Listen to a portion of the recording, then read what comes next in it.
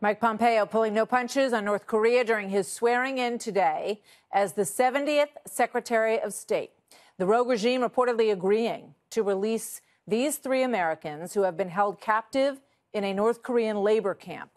Kim Dong-chul, Kim Sang-duk, and who's also known as Tony Kim, and the third gentleman who is known as Kim Hak-song. What is behind North Korean leader Kim Jong-un's sudden change in tune, and is this genuine? Here now, General Jack Keane, Fox News senior strategic analyst, chairman of the Institute for the Study of War. General, good to see you. Good to see you. This is something the president wanted as a precursor to this, to release these men. Yeah, no doubt about it. Pompeo mentioned it when he met with Kim Jong-un, and just recently, our National Security Advisor, Ambassador Bolton, mentioned it publicly as a sign of good faith that Kim Jong-un is serious about these talks and about nuclearizing. So let's release these hostages before the talks. And he's doing it. What do you make of his concessions? What's different now for Kim Jong-un? Is it that the world is different? Are there different pressures on him within North Korea than existed in the prior generations? Yeah, I think, well, two things have happened. One is certainly his acceleration of his nuclear program and weaponizing them on ICBMs, and the speed at which he did that drew the world's attention.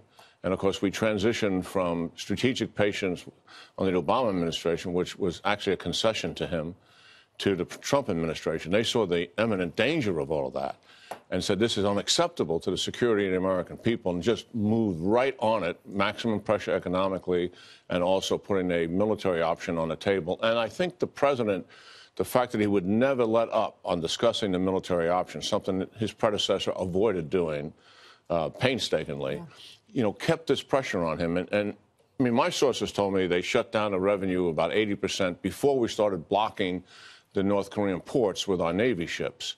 So there is some impact, but they've let their people suffer in the past and just sort of got it up and went on anyway and still manipulated us. It feels like for some reason that's not working for him anymore, that maybe there is some internal pressure that hasn't existed before. Obviously, there's so much that we don't know about. I find it really interesting that you have the Chinese and the South Koreans, the Japanese, all scrambling to have meetings. They all want to be part of what they see happening. Yeah, and I think what's so different for me is the just sense of urgency that Kim Jong-un is doing. He's done all of this in 90 days. Yeah. From the Olympics on, and he's made major concessions.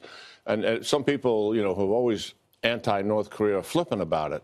But the speed at which he's done it is remarkable. He wants to end the Korean War with an armistice and end the armistice by the end of the year. He's taken off the table for the first time the 28,000 troops we have as a condition for having negotiations. Which is amazing. He's frozen his test programs, which is easy to do.